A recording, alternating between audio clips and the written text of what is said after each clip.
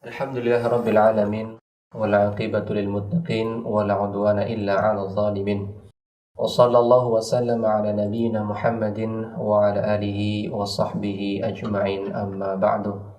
Kaum muslimin dan muslimat yang semoga dirahmati Allah Subhanahu wa taala, pemirsa Insan TV, pendengar Radio Insani dan juga pendengar Radio Telaga Dakwah yang ada di Biren Aceh. Alhamdulillah dengan atas rahmat Allah Subhanahu wa taala di kesempatan pagi hari ini kita memuji dan memuja kepadanya. Dengan atas taufik dan hidayahnya kita dapat kembali berusaha untuk menuntut ilmu dan memperluas wawasan kita dari ilmu Allah yang sangat luas sekali, khususnya dalam bab salat. Insyaallah pagi hari ini seperti biasanya bersama beliau Al-Ustaz Abdul Azin LCMA hafizahullah ta'ala. Kita berharap semoga nanti kita bisa memahami apa yang beliau sampaikan untuk kemudian dapat kita amalkan, dan amalan tersebut kita berharap semoga diterima oleh Allah dan menjadi bekal yang berharga ketika kita menghadap Allah Subhanahu wa taala. Amin ya rabbal alamin. Tidak lupa salawat dan salam semoga senantiasa tersampaikan kepada junjungan kita Nabi besar Muhammad sallallahu alaihi wasallam, kepada keluarganya, kepada para sahabatnya dan umatnya yang setia meniti di atas jalannya. Kaum muslimin dan muslimat dimanapun Anda berada yang semoga dirahmati Allah Subhanahu wa taala, insyaallah di kesempatan pagi hari ini kita akan kembali melanjutkan pembahasan kita dari pekan yang lalu, dan tema yang diangkat di kesempatan hari ini adalah tentang masih menuju kepada sujud, yaitu dengan tema lutut dulu atau tangan dulu. Insya Allah nanti kita akan memahami dan berusaha untuk lebih jauh mendalami tentang perbedaan ini, dan semoga kita nanti menjadi orang yang paham dengan benar-benar sehingga tidak timbul keraguan dan juga hal-hal yang tidak diinginkan. Baik, untuk memanfaatkan waktu yang ada, kami akan langsung berikan waktu dan tempat sepenuhnya kepada beliau Ustaz untuk menyampaikan materinya di kesempatan pagi hari ini. Tafadhal Ustaz. Bismillahirrahmanirrahim. Assalamualaikum warahmatullahi wabarakatuh. Alhamdulillah rabbil alamin. Wa bihi nasta'inu ala umuri dunya waddin. Wa sallallahu ala nabiyyina Muhammadin wa ala alihi wa sahbihi ajma'in. Amma ba'd. Kita panjatkan puja dan puji syukur kehadirat Allah tabaraka wa ta'ala. Pada kesempatan pagi yang berbahagia kali ini kita kembali diberi kekuatan, kesehatan, hidayah serta taufik dari Allah Jalla wa ala, sehingga kita bisa kembali mengkaji ajaran agama kita yang mulia ini. Kita berharap semoga Allah tabaraka wa ta'ala berkenan untuk melimpahkan kepada kita semuanya ilmu yang bermanfaat, sehingga bisa kita amalkan sebagai bekal untuk menghadap kepada Allah Jalla wa ala. Amin ya rabbal alamin.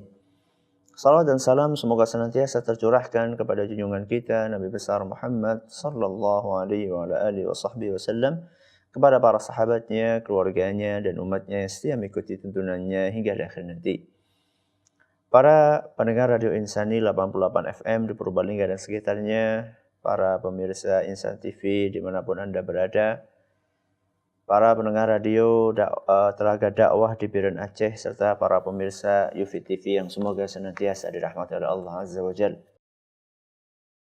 Pada pertemuan yang lalu kita telah memulai pembahasan tentang gerakan turun menuju sujud, dan saat itu telah kita jelaskan bahwa saat seorang hamba turun, maka disyariatkan untuk mengucapkan takbir, dan takbirnya tidak perlu terlalu panjang durasinya, jadi hanya 2 harokat cukup, ya, tidak harus dipanjangkan sekali sebagaimana dijelaskan oleh para ulama kita. Kemudian kemarin kita juga sudah membahas bahwasannya ketika seorang hamba turun menuju ke sujudnya, ada perbedaan pendapat di antara para ulama, apakah tangan dulu atau lutut dulu yang sampai ke lantai. Dan hal tersebut atau perbedaan pendapat di antara para ulama tersebut adalah perbedaan untuk menemukan mana yang lebih afdal.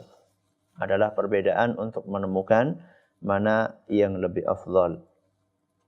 Sehingga manakala kita memahami hal tersebut, sejatinya dua-duanya, baik mereka yang mendahulukan lututnya ataupun yang mendahulukan tangannya, dua-duanya sama-sama sah sholatnya insya Allah berdasarkan kesepakatan para ulama. Sebagaimana yang sudah kita nukilkan pada pertemuan yang lalu dari keterangan yang dibawakan oleh Syekhul Islam Ibn Taimiyah rahimahullah di dalam kitab Majmu' al-Fatawa. Di situ disebutkan wa amma salatu bikilayhima fajaizatun bittifaqil ulama. Mengenai salat dengan salah satu di antara dua cara tersebut. Cara yang pertama yaitu tangan dulu atau lutut dulu. Cara pertama tangan dulu, cara kedua lutut dulu. Kedua-duanya dengan cara itu sama-sama boleh. Artinya yang pakai tangan juga boleh, yang pakai lutut, yang tangan dulu juga boleh, yang lutut dulu juga boleh. Bittifaqil ulama, dengan berdasarkan kesepakatan para ulama. Insya'al musalli yadha'u rukbatayhi qabla yadayhi wa insya'a wada'a yadayhi thumma rukbatayhi.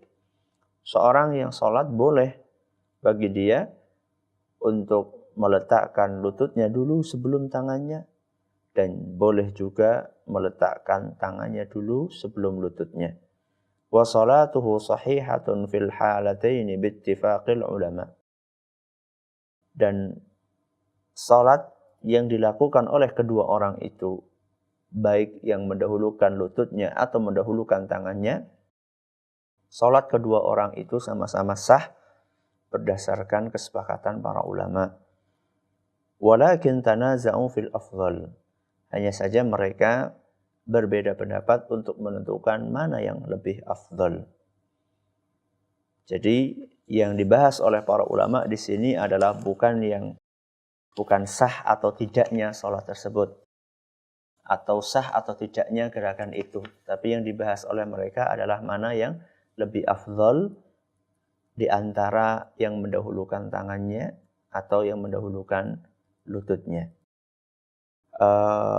Walaupun ini masalah khilafiyah dan ijtihadiyah, akan tetapi tidak ada salahnya bagi kita untuk mendiskusikan masalah ini.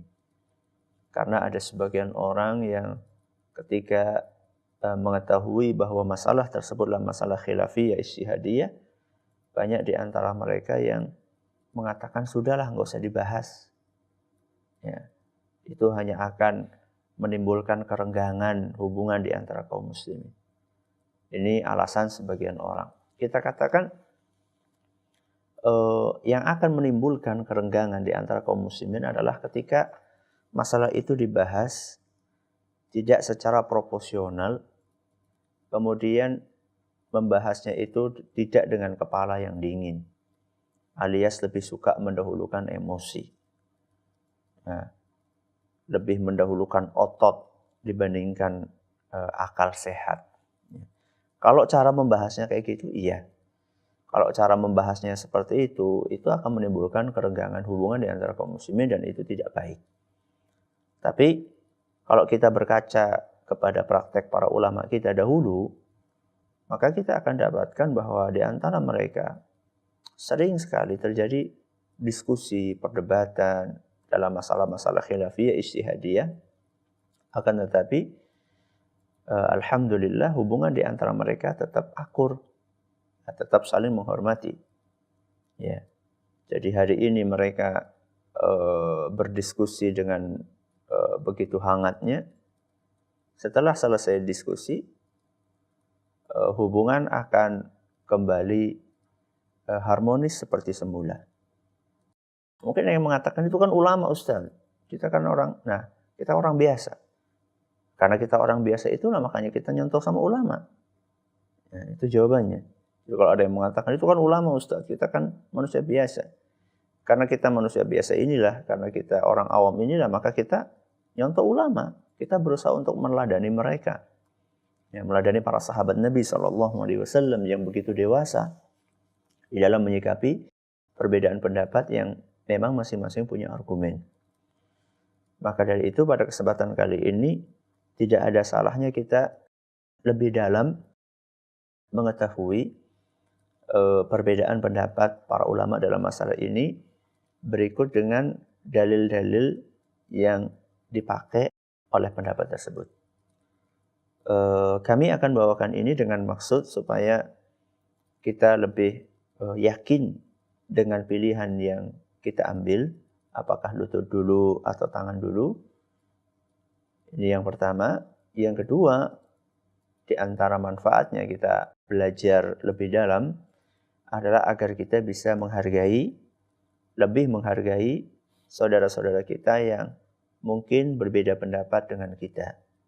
Oh, bahwa ternyata saudara kita ini juga punya argumen dan dalil yang bisa dipertanggungjawabkan, sehingga manakala kesadaran itu muncul, akan memunculkan pula perasaan saling menghormati antara orang-orang yang berbeda dengan kita dalam masalah yang memang layak dan bisa ditolerir adanya perbedaan dalam masalah itu.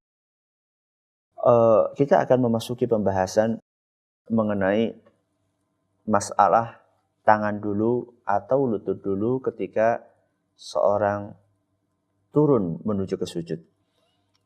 Di dalam masalah ini ada dua pendapat. Ada dua pendapat secara global yang dipaparkan oleh para ulama kita. Pendapat yang pertama adalah pendapat yang mengatakan lutut didahulukan sebelum tangan. Artinya ketika seorang sujud, maka yang lebih dahulu menyentuh ke lantai adalah lutut, baru kemudian tangan. Ini pendapat yang pertama.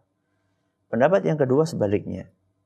Ya, kalau pendapat pertama mengatakan lutut dulu, kalau pendapat kedua kebalikannya mengatakan tangan dulu baru lutut. Siapa ulama yang berpendapat dengan pendapat pertama dan apa argumen mereka? Begitu pula siapa ulama yang berpendapat dengan pendapat yang kedua dan apa argumen mereka? Kita akan bahas saat ini. Yang pertama, yang mendahulukan lutut sebelum tangannya.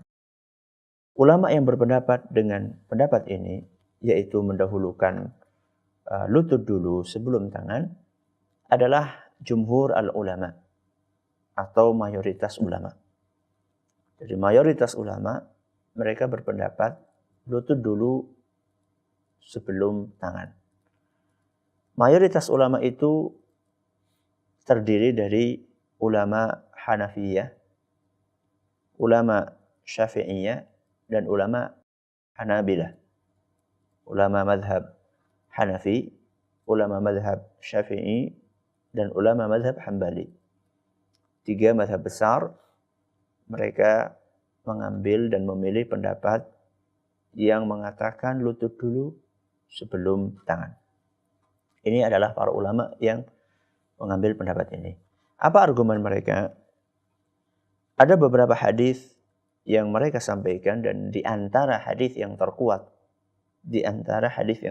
yang mereka bawakan adalah hadis yang diriwayatkan oleh Imam Abu Dawud rahimahullah dari seorang sahabat yang bernama Wa'il ibn Hujur radhiyallahu anhu. Kata Wa'il ibn Hujur, "Ra'aitu Rasulullah sallallahu alaihi wasallam idza sajada wada'a rukbatayhi qabla yadayhi." Kata Wa'il, aku melihat Rasul SAW ketika beliau turun sujud, beliau meletakkan lututnya sebelum tangannya. Perhatikan redaksi hadis ini. Aku, kata Wa'il ibn Hujur, melihat Rasul SAW manakala salat. Ketika turun sujud, beliau dahulukan lututnya dulu, baru tangannya. Hadis ini diriwayatkan oleh Imam Abu Dawud dan dinyatakan hasan gharib oleh Imam Tirmidzi. Dan hadis ini dinilai sahih oleh Imam Al-Hakim, Al-Dhahabi, Ibnu Khuzaimah, dan Ibnu Hibban. Ini para ulama yang menilai hadis ini sahih. Jadi hadis Wa'il Ibnu Hujur yang di situ mengatakan bahwa Wa'il pernah ngelihat Nabi SAW sholat, ketika turun sujud lututnya dulu yang didahulukan sebelum tangannya. Hadis ini diriwayatkan oleh Imam Abu Dawud, dinyatakan sahih oleh Al-Hakim, Al-Dhahabi, Ibnu Khuzaimah, dan Ibnu Hibban. Ini para ulama yang mensahihkan. Namun hadis ini ada sebagian ulama yang mengkritik keabsahannya, yang mengkritisi kesahihan hadis ini. Dan ulama tersebut juga bukan sembarang ulama, sebagaimana yang mensahihkannya juga bukan sembarang ulama. Di antara ulama yang mengkritisi kesahihan hadis ini adalah Imam Ad-Daraqutni, seorang pakar ilmu ilal hadis, ya, penelitian tentang cacatnya sebuah hadis. Imam Ad-Daraqutni ini dari kalangan ulama klasik. Adapun dari kalangan ulama kontemporer, di antara yang mengkritisi kesahihan hadis tersebut adalah Asy-Syaikh Al-Albani rahimahullahu taala. Dan beliau berpanjang lebar untuk menjelaskan bahwa hadis ini dhaif di dalam banyak buku beliau, di antaranya dalam Silsilah Al-Hadits Adh-Dhaifah, dalam kitab beliau Irwaul Ghalil, dan juga dalam kitab beliau Sifat Salat Nabi SAW. Ini adalah hadis yang pertama. Sebenarnya hadis ini kalau sahih, maka hadis ini merupakan nas di dalam permasalahan yang sedang kita hadapi. Karena di situ dengan jelas sekali dikatakan bahwa Nabi SAW mendahulukan lututnya sebelum tangannya. Ini salah satu hadis. Hanya saja hadis ini masih diperselisihkan kesahihannya di antara para ulama. Masih ada hadis-hadis yang lainnya, hanya saja kasusnya mirip dengan hadis yang pertama tadi. Hadisnya bermasalah dari sanadnya, di antaranya adalah hadis yang diriwayatkan oleh Ibnu Khuzaimah. Di situ disebutkan dari sahabat Nabi SAW Sa'ad radhiyallahu anhu, kunna nadha'ul yadaini qabla rukbataini fa umirna birrukbataini qabla al-yadain. Salah seorang sahabat Nabi SAW mengatakan, kami ketika sholat dahulu biasa meletakkan tangan sebelum lutut. Kami dahulu ketika sholat biasa meletakkan tangan dulu baru lutut. Fa umirna birrukbataini qabla al-yadain. Akan tetapi di kemudian hari kami disuruh untuk mendahulukan lutut dulu baru tangan. Kami disuruh untuk mendahulukan lutut dulu baru tangan. Ini hadis riwayat Ibnu Khuzaimah. Dan ini juga redaksinya kalau memang sahih akan menjadi nas dalam permasalahan, karena dulu para sahabat sebagian dari mereka mendahulukan tangan dulu baru lutut, tahu-tahu kemudian disuruh untuk merubah lutut dulu baru tangan. Ini kalau sahih juga bisa menjadi nas yang memutuskan permasalahan ini. Hanya saja hadis ini ternyata di sanadnya ada seorang rawi yang bernama Ismail ibnu Yahya ibnu Salamah, dan derajat rawi ini adalah matruk, atau ditinggalkan hadisnya, diabaikan hadisnya oleh para ulama. Dan hadis yang di sanadnya ada seorang rawi dengan predikat matruk seperti ini, maka hadisnya bukan hanya dhaif tapi dhaif jiddan, alias lemah sekali. Dan masih ada dalil yang lain, tapi juga kasusnya sama, hadisnya bermasalah sanadnya. Ini pendapat yang pertama. Pendapat yang pertama adalah pendapat yang mengatakan bahwa orang yang sujud manakala turun, dia mendahulukan lututnya menyentuh tanah atau menyentuh lantai sebelum tangannya. Ini pendapat yang pertama, dan pendapat ini dianut oleh mayoritas ulama. Ya, dianut oleh mayoritas ulama. Dan mayoritas ulama terdiri dari ulama Hanafiyah, ulama Syafi'iyah, dan ulama Hanabilah. Pendapat yang pertama. Pendapat yang kedua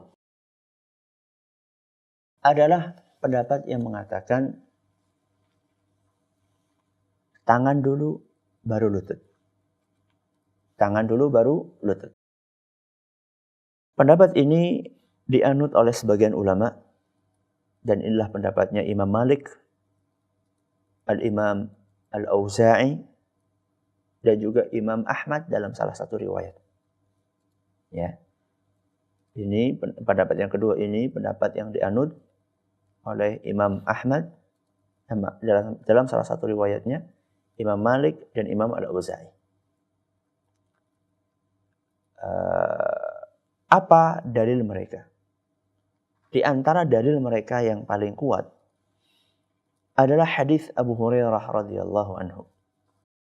Hadis Abu Hurairah radhiyallahu anhu yang diriwayatkan Imam Abu Dawud. Dari Nabi SAW bahwa beliau bersabda. Berarti ini hadis qauli, dari ucapan Nabi. Kalau yang tadi yang dipakai dalil oleh pendapat pertama adalah hadis fi'li, berupa perbuatan Nabi SAW. Ini nanti akan ada manfaatnya kita memahami perbedaan antara dua hadis tersebut. Jadi hadis yang dipakai oleh pendapat pertama adalah hadis fi'li. Artinya hadis berupa perbuatan. Ada sebagian sahabat melihat Nabi berbuat seperti itu. Itu namanya hadis perbuatan. Muatannya perbuatan Nabi SAW.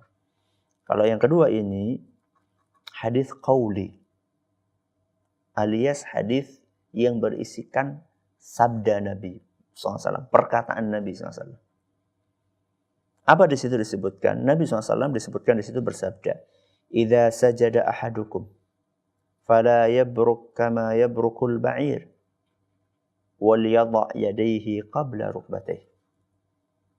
Hadisnya berbunyi, Nabi SAW bersabda, seandainya kalian turun sujud, maka janganlah dia turun seperti turunnya onta.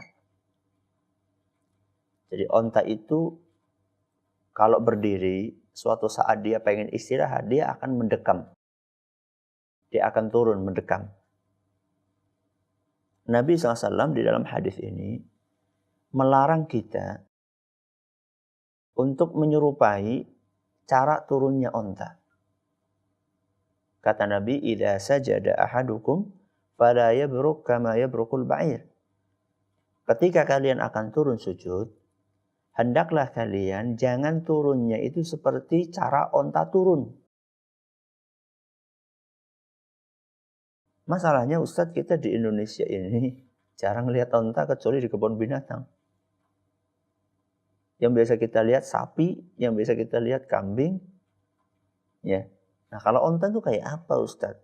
Kalau onta mau menderum, kalau onta itu mau turun, kalau onta mau duduk, kalau onta mau mendekam itu kayak apa caranya Ustaz? Nabi SAW menjelaskan dalam hadis ini. Kata Nabi SAW, "Wal yadha' yadayhi qabla rukbatayhi." Kata Nabi SAW, janganlah kalian menyerupai onta. Maka hendaklah kalian meletakkan tangannya dulu sebelum lututnya. Jadi Nabi SAW di sini mengatakan jangan menyerupai onta. Supaya tidak menyerupai onta kayak apa? Dalam hadis itu disebutkan supaya tidak menyerupai onta, dahulukan tangan sebelum kaki. Dari sini kita bisa memahami bahwa onta itu kaki dulu baru tangan. Saya ulangi. Ya, Nabi SAW mengatakan, janganlah kalian turun ke sujud seperti turunnya onta. Bagaimana wahai Nabi supaya kita tidak mirip kayak onta? Di situ Nabi SAW mengatakan, letakkan tangan kalian dulu, baru lutut kalian. Letakkan tangan kalian dulu, baru lutut kalian.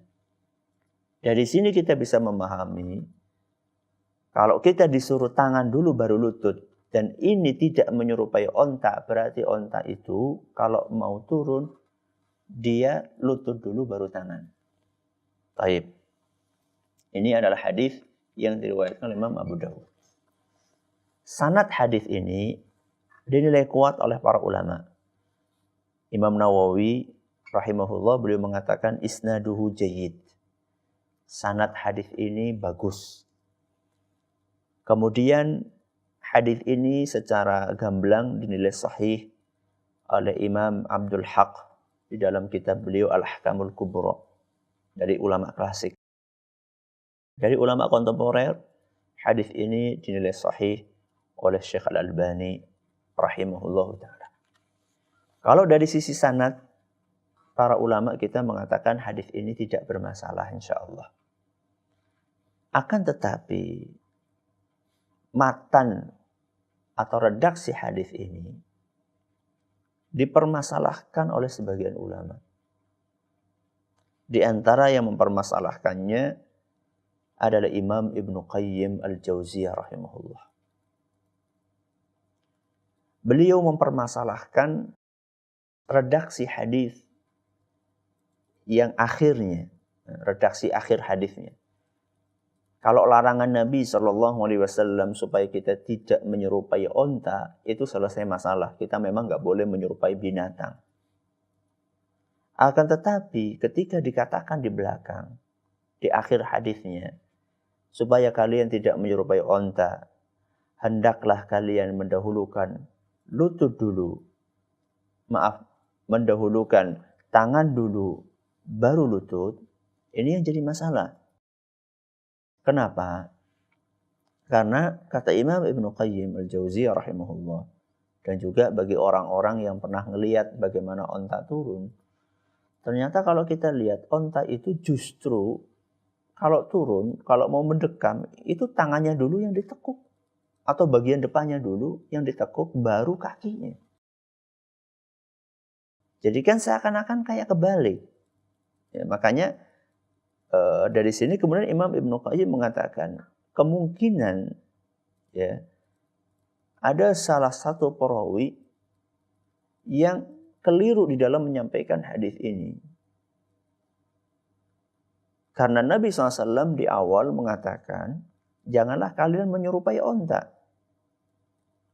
Dan onta itu kalau kita lihat realitanya, onta itu realitanya kalau mau mendekam, ya, kalau mau turun, mau duduk onta itu, yang ditekuk dulu itu adalah bagian depan, tangannya dulu. Baru kemudian lututnya. Justru kalau misalnya kita mendahulukan tangan baru lutut, berarti kita mirip sama onta. Sedangkan onta, mirip sama onta, menyerupai binatang dalam sholat, dilarang oleh Nabi SAW. Jadi, yang dikritisi oleh para ulama bukan sanadnya, yang dikritisi oleh para ulama adalah matannya. Ini salah satu pendapat atau salah satu argumen yang dipakai oleh ulama pendapat yang kedua. Argumen yang berikutnya yang dipakai oleh pendapat yang kedua ini adalah sebuah hadis yang diriwayatkan oleh Imam Ibnu Khuzaimah. Dan hadis ini dinilai sahih oleh Imam Al-Hakim dan juga Al-Zahabi. Di situ disebutkan annan Nabiyya sallallahu alaihi wasallam kana yadha'u yadayhi 'alal ard qabla rukbatayhi. Bahwasanya Nabi sallallahu alaihi wasallam ketika salat beliau meletakkan tangannya dulu ke lantai, baru kemudian lututnya. Ini hadis fi'li. Jadi menukilkan cara salat Nabi SAW, di mana Nabi SAW meletakkan tangannya dulu ke lantai, baru lututnya. Dan masih ada dalil-dalil yang lainnya yang dipakai oleh mereka. Kalau kita perhatikan secara sekilas atau lebih dalam lagi dalil antara pendapat yang pertama dan yang kedua, maka kalau dari sisi sanad hadis, pendapat yang kedua ini terlihat lebih kuat. Ya. Terlihat lebih kuat. Yaitu pendapat yang mengatakan mendahulukan tangan sebelum lutut. Pendapat ini kalau ditinjau dari sanad hadisnya lebih kuat, ya, dibandingkan dalil dari pendapat yang pertama. Namun, ya, kalau dilihat dari realita cara onta turun, dan Nabi SAW sudah melarang kita untuk menyerupai onta dalam mendekamnya. Kalau dilihat dari sisi ini, sisi realita kenyataan, maka pendapat yang pertama lebih kuat. Jadi saya ulangi, ya, di antara dua pendapat ini sama-sama kuat. Cuman kuatnya dari sisi yang berbeda. Ya. Pendapat yang kedua lebih kuat dari sisi sanad hadisnya, karena hadisnya lebih sahih dibandingkan hadis yang dipakai oleh pendapat pertama. Sedangkan pendapat yang kedua itu lebih sahih atau lebih kuat dilihat dari sisi realita. Ya, dilihat dari sisi realita kenyataan cara onta mendekam. Berarti dua pendapat ini sebenarnya sama-sama kuat. Akan tetapi, kata para ulama, kalau misalnya ada dua pendapat, yang satu lebih kuat dari sisi sanad hadis, kemudian yang satunya lebih kuat dari realita, sebenarnya dalam hal ini yang akan lebih didahulukan adalah yang kuat dari sisi sanadnya. Nah, yang kuat dari sisi sanadnya. Mengapa demikian? Karena sebagaimana telah maklum bahwa dalil kita dalam beragama adalah Al-Quran dan hadis. Ya. Dalil kita di dalam beragama adalah Al-Quran dan hadis Nabi SAW. Ini dalil pokoknya. Adapun realita itu adalah pendukung. Ya. Adapun realita itu adalah pendukung. Makanya para ulama mengatakan bagaimana menjawab realita tadi. Kalau misalnya kita katakan bahwa dari sisi ini sebenarnya kita lebih condong kepada pendapat yang kedua, ya, yaitu yang mendahulukan tangan dulu baru lutut. Kalau kita pilih pendapat yang kedua ini, bagaimana kita menjawab realita yang ada? Bahwa realitanya yang namanya onta itu adalah mendahulukan bagian depan dulu, kaki bagian depan atau tangan menurut kita, baru lutut bagian belakang. Bagaimana kita menjawab realita yang ada ini? Para ulama kita, seperti Imam Ibnu Qayyim mengatakan bahwa yang dilarang oleh Nabi SAW di sini adalah caranya. Ya. Kayak apa sih caranya? Onta itu ketika dia mendekam, memang betul yang ditekuk itu adalah bagian depan dulu. Ya, kaki ditekuk bagian depan dulu. Baru kemudian bagian belakang. Akan tetapi, onta itu ketika depannya sudah ditekuk, belakangnya itu masih berdiri. Ya, jadi kalau boleh dikatakan kayak gini dia. Ya, jadi dia itu seperti ini. Jadi, tangannya dulu, di bagian depannya dulu, baru belakangnya ini, belakangnya masih berdiri. Ya, belakangnya ini, kakinya ini masih berdiri kayak gini. Ya. Nah, yang kayak ginilah yang nggak boleh. Cara yang kayak ginilah itu yang nggak boleh. Jadi kan kita perhatikan ada sebagian orang ketika dia sujud, dia tangannya dulu udah sampai, kemudian kakinya masih berdiri. Ya. Jadi mirip kayak onta itu yang dilarang. Tapi kalau misalnya ada orang meletakkan tangannya dulu di lantai, kemudian kakinya sudah nekuk, ya, nggak kakinya berdiri terus kayak gini, ya itu nggak apa-apa, itu nggak termasuk kategori menyerupai onta di dalam mendekam, di dalam cara mendekam. Makanya dari sini para ulama mengatakan, sebagaimana dijelaskan oleh Imam Ibnu Qayyim al-Jauziyah, bahwa yang dilarang oleh Nabi SAW adalah menyerupai caranya. Ya. Bukan mesti harus mendahulukan tangan itu dikatakan menyerupai onta. Selama dia mendahulukan tangan, akan tetapi lutut yang bagian belakang dia, ya, atau alias lutut dia itu, kaki dia itu tidak berdiri, ya, ketika dia meletakkan tangannya, maka itu tidak dianggap seperti menyerupai onta.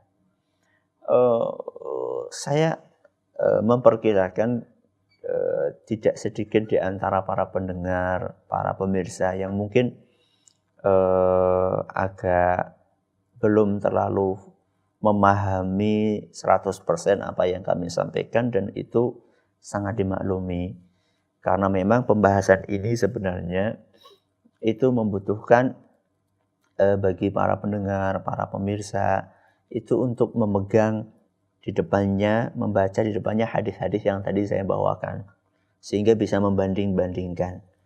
Akan tetapi minimal ketika saya sampaikan hadis ini atau pendapat para ulama ini, minimal para pendengar, para pemirsa bisa memahami bahwa masing-masing punya argumen yang kuat, dan masing-masing juga bisa mengkritisi pendapat yang berbeda dengan dia. Ya. Itu yang minimal yang ingin saya capai dari penyampaian ini. Syukur-syukur ada di antara para pendengar dan pemirsa yang bisa memahami dengan baik apa yang saya sampaikan. Maka kesimpulannya pendapat ini jadi sebenarnya sama-sama kuat, ya. Walaupun kalau dari sisi sanad hadis itu lebih kuat pendapat yang mendahulukan tangan dulu sebelum lutut alias pendapat yang kedua. Walaupun pendapat yang pertama, yaitu yang mendahulukan lutut dulu baru tangan, itu juga cukup kuat. Mereka memiliki argumen yang tidak bisa dipandang sebelah mata. Terlepas dari mana yang lebih kuat di antara dua pendapat ini, hanya saja seperti yang sudah saya sampaikan di muka, dua pendapat ini sama-sama baik dan boleh untuk dikerjakan, dan sama-sama sah insya Allah, baik yang mendahulukan lututnya maupun tangannya. Itu yang dapat kami sampaikan.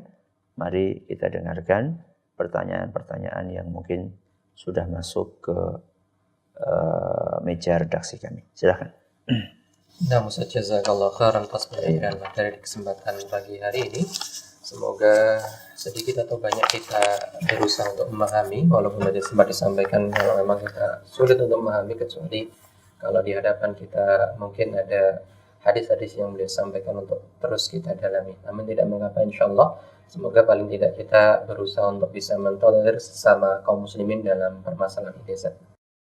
Berikutnya Ustaz, kita akan masuk sesi pertanyaan, dan sebelumnya kami undang bagi segenap kaum muslimin dan muslimat pendengar Radio Insani di Purbalingga dan sekitarnya yang ingin ikut bersoal jawab, silahkan Anda bisa mengirimkan di pesan singkat di 085 600 100 880.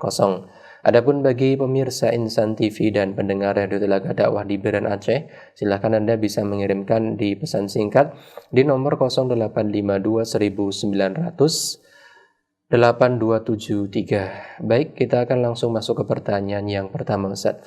Bismillah, Assalamualaikum Ustaz. Waalaikumsalam. Ana Mbak Rini dari Purbalingga, Ustaz. Ada beberapa pertanyaan yang beliau sampaikan, tapi mungkin hanya satu pertanyaan saja dulu. Masalah barisan dalam sholat, Ustaz, di mana di masjid beliau biasanya barisan tidak merapat. Ada sedikit celahnya, Ustaz. Apakah sah sholatnya dan bagaimanakah cara untuk menasihatinya, Ustaz? Ini mungkin sering terjadi di sebagian kaum muslimah, Ustaz. Ya. Kejadian itu banyak terjadi bukan hanya di kalangan kaum muslimat, tapi juga terjadi di kalangan kaum muslimin, di mana banyak di antara mereka yang kurang merapikan dan meluruskan safnya. Sebelum saya jawab bagaimana hukumnya saf yang kurang rapi atau kurang lurus atau kurang rapat, pertama saya ingin menyampaikan bahwa merapatkan saf itu adalah sebuah amalan yang diperintahkan di dalam agama kita. Makanya Nabi SAW ketika akan memulai salatnya selaku imam, beliau mengingatkan para makmumnya, sawwu sufufakum, luruskan saf kalian. Kemudian di dalam riwayat lain disebutkan, la tada'u furujatin lisyaitan, janganlah kalian sisakan celah di antara saf-saf kalian ini sebagai pintu masuknya setan. Jadi redaksi dari Nabi SAW itu banyak yang menegaskan bahwa dalam saf itu diperintahkan supaya seorang hamba itu rapat dan juga lurus. Bagaimana cara merapatkan dan meluruskan saf? Para ulama kita menjelaskan bahwa yang dijadikan sebagai ukuran pertama kali adalah bahu. Ya, jadi kedua bahu ini yang dijadikan sebagai ukuran. Jadi bahu ini menempel dengan bahu saudara kita yang sholatnya di samping kanan dan kiri kita. Jadi kita tempelkan bahu ini. Setelah bahunya nempel dengan saudara kita, baru kemudian kakinya kita lebarkan, kita buka kaki kita supaya menempel dengan kaki teman kita. Inilah yang diajarkan oleh para ulama, di antaranya disebutkan oleh Syekh Ibnu Utsaimin rahimahullah ta'ala. Jadi yang dijadikan barometer adalah kedua lengan ini. Jadi lengan pundak ini nempel, nempel dengan samping kita, baru kemudian kaki kita lebarkan, kita buka supaya bisa menempel dengan kaki teman kita yang ada di samping kita.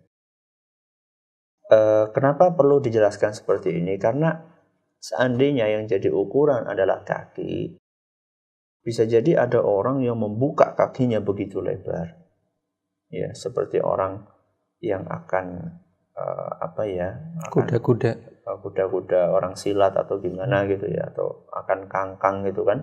Nah, kalau misalnya kakinya dibuka begitu lebar, memang kakinya nempel. Akan tetapi lihat nanti di bagian sini, di bagian pundak ini akan terbuka. Sehingga nanti bisa juga untuk lewat setan. Jadi itu bukan cara merapatkan yang benar. Ini cara merapatkan, jadi pundak dulu baru kaki ngikut. Kemudian sebagian orang memahami merapatkan itu artinya kita sampai menginjak kaki teman kita. Orang sini mengatakan itek-itekan, ya, saling menginjak. Bukan itu maksudnya. Merapatkan itu bukan saling menginjak. Ya, merapatkan itu ditempel antara anggota tubuh kita dengan anggota tubuh teman kita. Ya. Jangan sampai ada sebagian orang yang ego memakai sejadah yang begitu gede, ya, yang sebenarnya cukup untuk 2 orang, itu dipakai buat sendiri. Kemudian dia seakan-akan mengatakan ini sajadah ana, jangan ente injek, ini khusus untuk ana. Nah, itu bahaya itu. Ya, bahaya karena tidak merapatkan shaf. Terus apa hukumnya? Hukumnya mengurangi kesempurnaan sholat. Dan insya Allah tidak sampai membatalkan keabsahan sholat.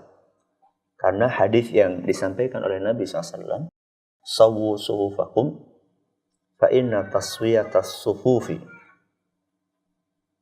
Dalam riwayat lain, fa inna taswiyatas saffi min iqamatis salah. Dalam riwayat lain, min tamamis salah. Ya. Perhatikan baik-baik, min tamamis salah, min iqamatis salah. Jadi merapatkan shaf termasuk salah satu kesempurnaan sholat. Ya, salah satu kesempurnaan sholat. Jadi di situ Nabi SAW tidak mengatakan bahwa itu adalah merupakan syarat sahnya sholat, tidak. Tapi itu menunjukkan kesempurnaan sholat. Oleh karena itu, sebaiknya ya kita kaum muslimin, kaum muslimat berusaha untuk memperhatikan kerapatan shaf itu supaya bisa menyempurnakan sholat kita. Bagaimana cara menyampaikannya? Ya, dengan cara yang lembut, ya, dengan ilmu, dengan kebijaksanaan, dengan sopan santun. Sekali, dua kali. Ya, kalau belum diterima ya bersabar, ya, sambil didoakan. Semoga bermanfaat. Nah, Ustaz, jazakallah khairan atas jawabannya. Semoga dapat dipahami khususnya untuk Mbak Rini dan umumnya untuk segenap kaum muslimin dan muslimat. Baik Ustaz, pertanyaan kedua. Assalamualaikum warahmatullahi wabarakatuh. Waalaikumsalam. Dari Umu Ati yang ada di Grecol, beliau menanyakan, Ustaz, beliau punya teman menanyakan bahwasanya temannya itu suka ketika imam membaca Al-Fatihah, dia mengucapkan atau berzikir dengan la ilaha illallah supaya khusyuk. Sedangkan ketika imam membaca suratan pendek, beliau membaca Al-Fatihah. Apakah yang seperti itu dibolehkan, Ustaz? Ya. Tafadhal. Penanya mengatakan dia punya teman yang kalau imamnya membaca Al-Fatihah, dianya itu membaca la ilaha illallah, katanya supaya khusyuk. Ketika imamnya membaca suratan, kemudian dia membaca Al-Fatihah. Apakah itu dibenarkan? Pertama kita mengapresiasi keinginan teman Anda ini untuk khusyuk di dalam sholat. Dan inilah sebuah perilaku yang baik. Manakala ada seorang muslim yang memiliki kesadaran pengen khusyuk di dalam sholatnya. Dan ini perlu diapresiasi.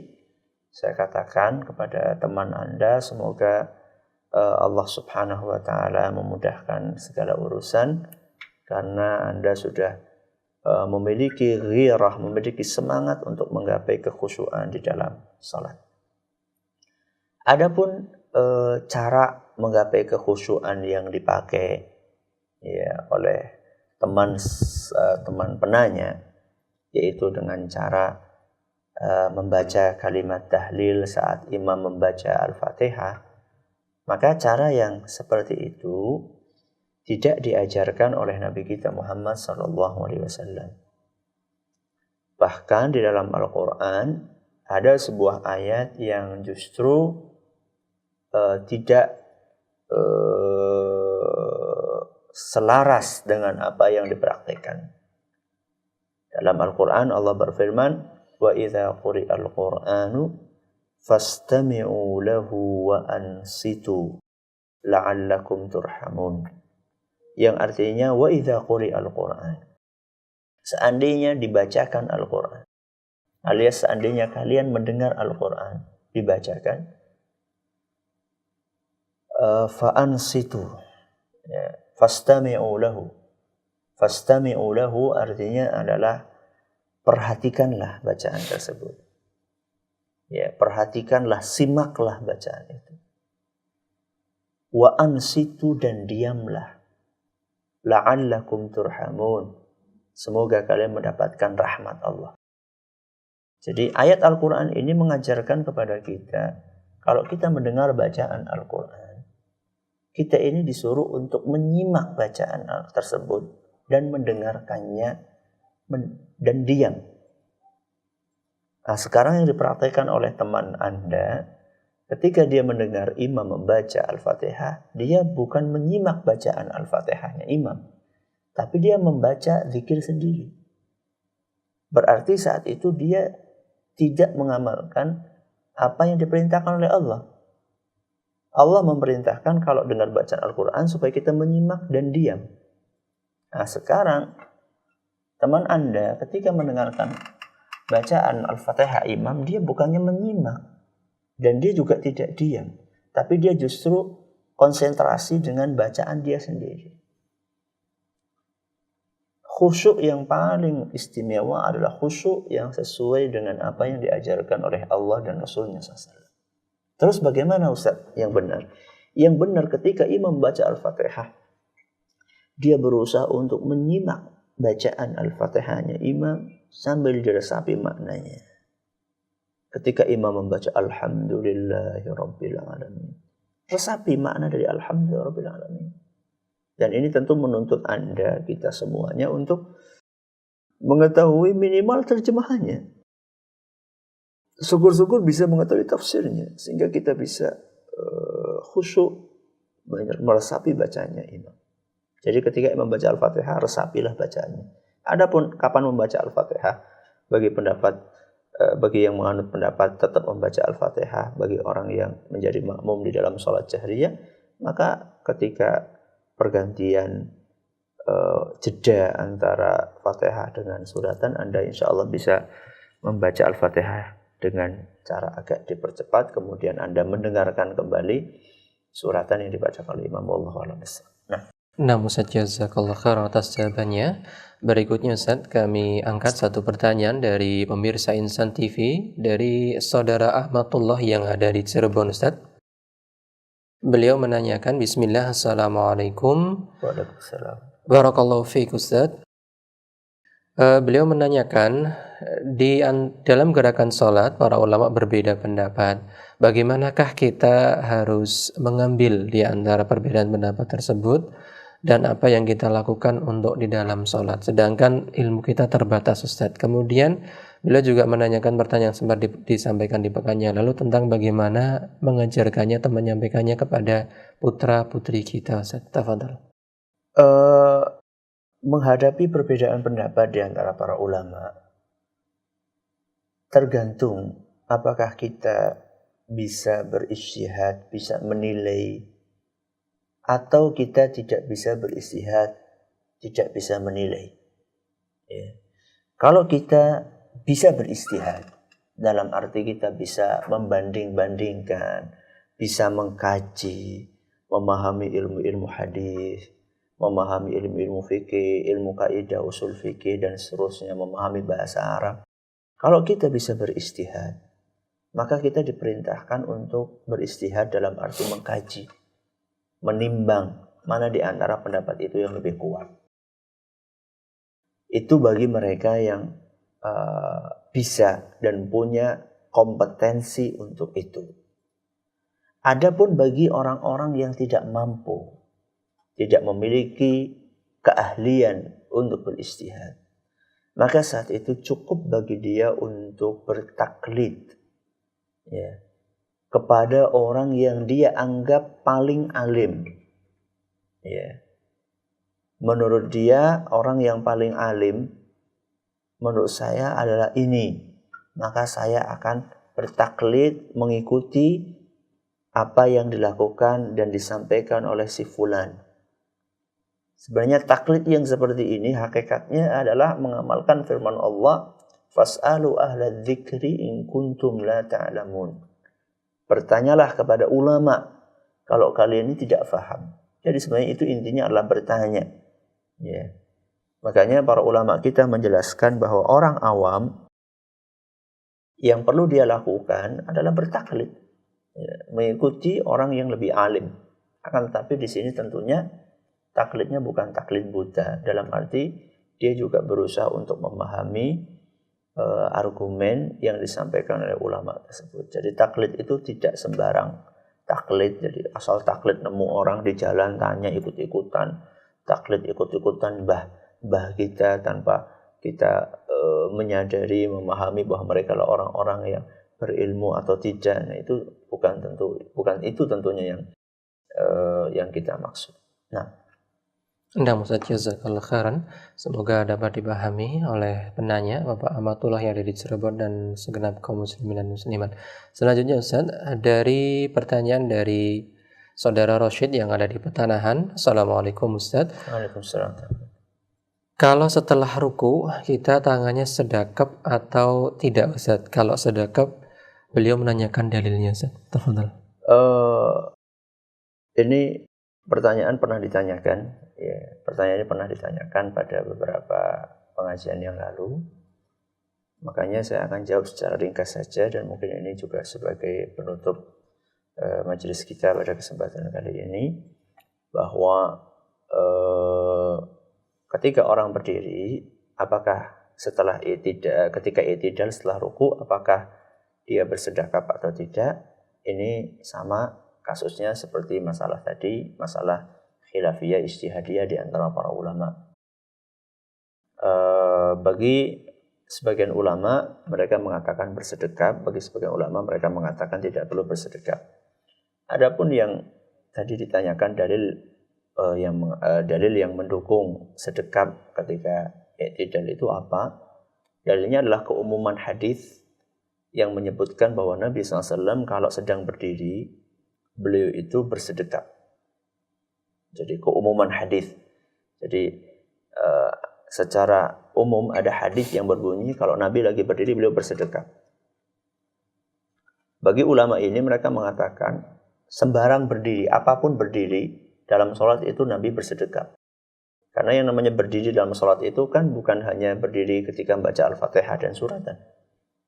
Ya. Itu berdiri, oke. Ya. Tapi kan juga ketika bangkit dari ruku itu juga berdiri juga kan. Nah, kata ulama ini mereka mengatakan bahwa hadis yang menjelaskan bahwa Nabi SAW ketika berdiri itu bersedekap, itu mencakup seluruh kondisi berdiri. Baik berdiri ketika baca Al-Fatihah, maupun berdiri ketika baca suratan, maupun berdiri ketika i'tidal setelah ruku. Ini menurut pendapat yang mengatakan bersedekap saat i'tidal. Adapun ulama yang lainnya mengatakan itu kan hadis sifatnya umum, justru kita harus minta dalil yang lebih spesifik lagi yang menyebutkan bahwa Nabi SAW itu bersedekap ketika i'tidal. Artinya itu permasalahan ijtihadiyah khilafiyah di antara para ulama. Sekali lagi, insya Allah para ulama sama-sama mengatakan bahwa baik yang sedekap maupun yang tidak, insya Allah sama-sama sah sholatnya. Hanya saja mereka membahas mana yang lebih afdal di antara dua praktek tersebut. Wallahu ta'ala a'la wa alam. Saya kira kita cukupkan sampai di sini. Jazakallahu khairan untuk pemaparan dan juga sekaligus jawaban-jawaban dari pertanyaan yang ada. Kami ucapkan juga bagi segenap pemirsa dan pendengar, kami sampaikan terima kasih sebesar-besarnya jazakumullahu khairan atas atensi dan partisipasinya di kesempatan pagi hari ini. Akhirnya selesai sudah rangkaian acara di kesempatan pagi hari ini. Kita berharap dan berdoa kepada Allah Subhanahu wa taala menjadikan hati-hati kita hati yang mau untuk saling memahami, khususnya terhadap segenap kaum muslimin dan muslimat. Baik, saudaraku seiman, kaum muslimin dan muslimat dimanapun Anda berada, kita cukupkan insyaallah di kesempatan pagi hari ini kajian bersama beliau. Dan kita akhiri dengan membaca kafaratul majlis. Subhanakallahumma bihamdika asyhadu an la ilaha illa anta astaghfiruka wa atubu ilaik. Assalamualaikum warahmatullahi wabarakatuh. Waalaikumsalam warahmatullahi wabarakatuh.